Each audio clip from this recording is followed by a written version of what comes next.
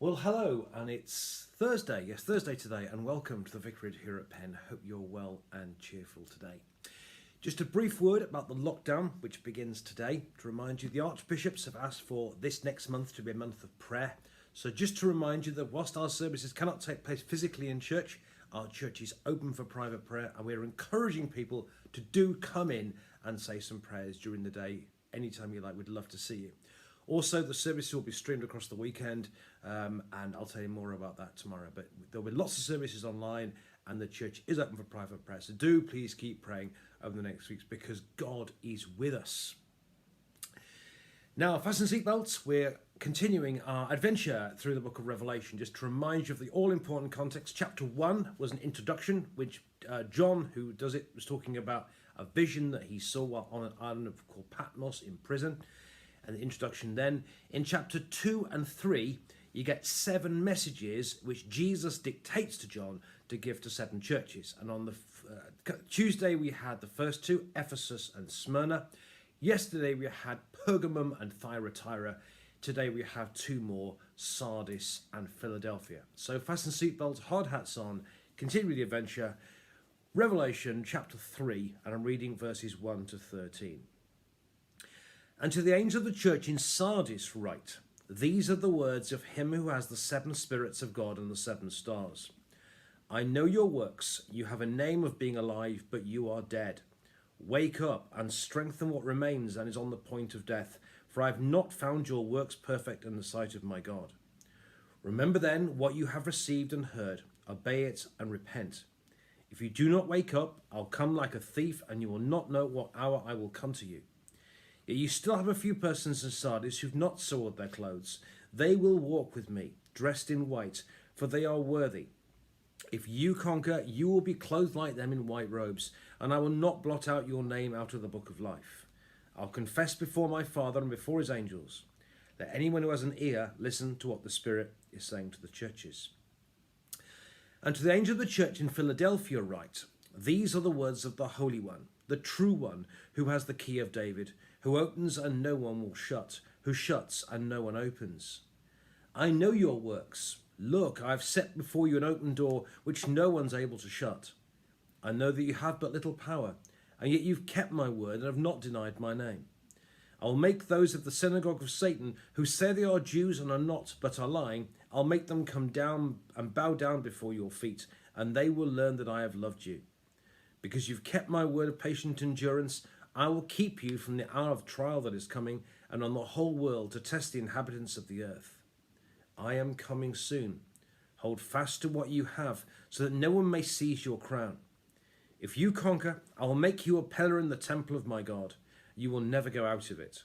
I will write on you the name of my God, and the name of the city of my God, the new Jerusalem that comes down from my God out of heaven, and my own name. Let anyone who has an ear listen to what the Spirit is saying to the churches. And this is the word of the Lord. Thanks be to God. Well, 2 rather contrasting messages to 2 churches, Sardis and Philadelphia. Let's take them one at a time. Let's take Sardis first. Now, interesting, yesterday with the Pergamumians at Pergamon and the Thyatirans at Thyatira, you get the impression that most of them were kind of getting it right, but a few exceptions were getting it wrong and being led astray. But you can say you get the impression that the vast majority were getting it right and the exception were being led astray. With Sardis, you get the impression that the exceptions are getting it right and that most of them have just gone completely wrong here. And to understand, you've got to kind of understand a bit of Sardis, or Sardine as I like to call it. This is a bit of Sardine history. Sardis was quite a rich and wealthy place. But you have to remember, in the past, it had been so much more. In the past, it had been phenomenally wealthy.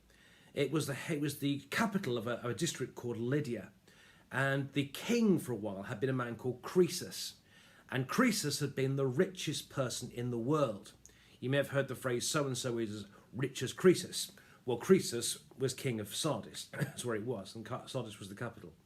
It's also rumoured, according to the legend, that Midas, the original Goldfinger, had visited there. But that's all legend anyway. But you get the impression Sardis was a wealthy place, but it had been phenomenally wealthy. But both times, because they got complacent, because they'd let their guard down. Twice they'd been attacked at night. And because of that, they were wealthy, but they had been phenomenally wealthy. But if there wasn't for complacency, they'd still be phenomenally wealthy now. And I think that's the kind of thing with Sardis, and that's why Jesus uses the image there of thieves in the night and that sort of stuff. And what I think Jesus is saying to the church at Sardis is, as your city looked powerful and was very rich, but because you were complacent, you got attacked. Similarly, as a church today, he said to them, you look great, but actually you've got it wrong, and you're not doing well at all. In fact, he even calls them dead because of your complacency. And because, like your city, because you're a load of complacent sleepyheads, you're a load of complacent sleepyheads today, and you need to wake up. And actually, I think that's a message that we need to hear today. I think one of the issues with being in what you might call the established church. I mean, I've always been church. I mean, I'm born and bred Anglican, always have been. But we have some wonderfully glorious things from the past. We have some wonderful buildings. We have some cathedrals and beautiful churches. We have a privileged position in society because of the position that we have, being the established church and so on. And that's all good. And I don't want to stop that.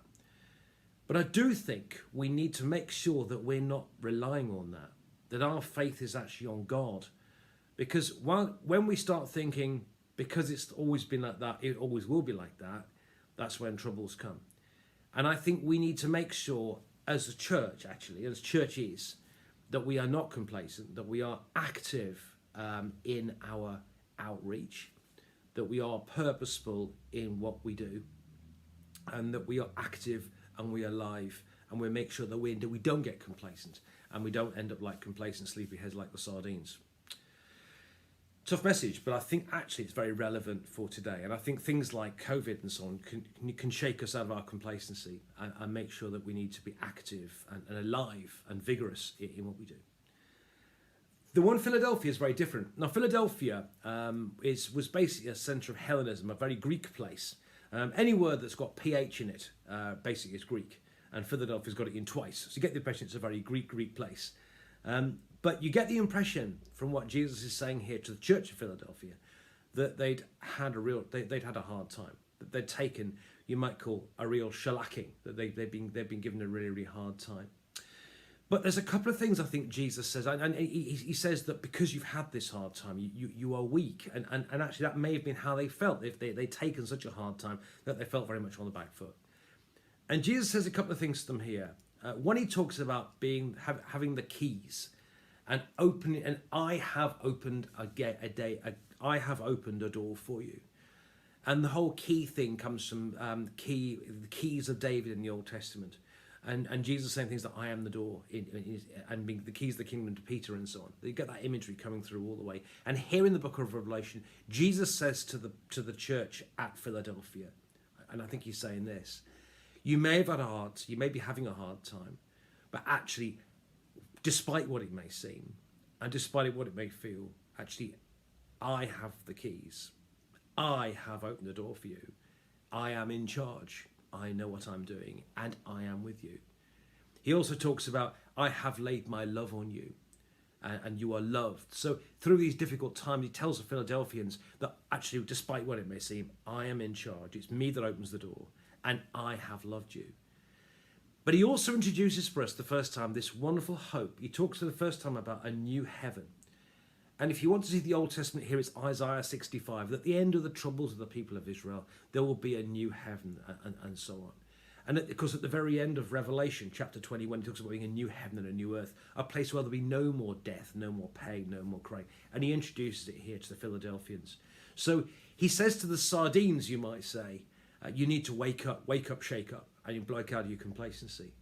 To the Philadelphians, he's saying, through the hard time you have, remember, actually, I'm in charge. I open doors and I close doors, and I love you, and the reward for you in heaven, this new heaven and new earth, is great. Lots to think about. Do read the passages again and do look at it in your leisure, but have a lovely day.